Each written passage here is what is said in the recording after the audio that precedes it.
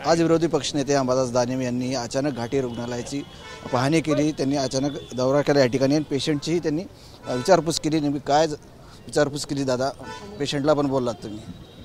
नाही, हे शासकीय वैद्यकीय महाविद्यालय हे संभाजीनगर नव्हे तर मराठवाड्याच्या आजूबाजूचे जिल्हे, मग सोलापूर असेल, धुळे असेल, जळगाव असेल, नगर असेल, इथले खूप रुग्ण इथे येतात। हॉस्पिटलच्या कॅपॅसिटीपेक्षा नाईलाज असतो, जास्त लोक ठेवावं लागतात। त्याच्यामुळे एक जनरली अडीअडचणी दोन्ही बाजूने असतात। पेशंटच्या जशा असतात तशा डॉक्टरांच्या पण असतात आणि म्हणून या सोयी सुविधा याचा एक जनरली एक जस्ट ऑब्झर्वेशन पाहणी करण्यासाठी मी आलेलो होतो। आता अशा संस्थेमध्ये काही लोक अतिशय डिवोशननी काम करणारे असतात, तसे काही डिवोशननी न करणारे सुद्धा असतात। दोन्ही प्रकार इथं असतात आणि म्हणून मी अनेक रुग्णांची भेट घेतली, सगळे अधिकारी या हॉस्पिटलचे सगळीकडे। आणि या हॉस्पिटलशी आमचं तसं भावनिक नातं आहे सगळ्यांचं आणि म्हणून त्या अँगलनी इथं सगळं सुरळीतपणा असावा ही भूमिका आमची सगळ्यांची सातत्यानं असते।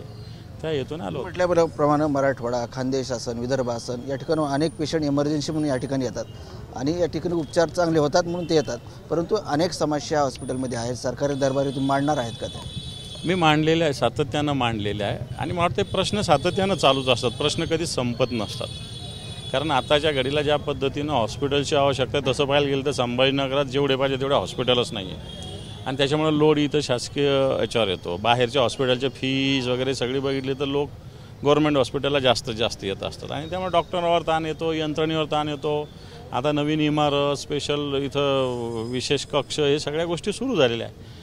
हळूहळू त्याच्या फॅसिलिटी लोकांना मिळतात, परंतु ओव्हरऑल इथली डॉक्टर मंडळी अतिशय चांगली, एवढं माझं स्वतःचं मत आहे। नक्कीच हे होते विरोधी पक्षनेते अंबादास दानवे। कॅमेरामॅन हर्षल निकमसह संजय सरोदे, टीव्ही मराठी, छत्रपती संभाजीनगर।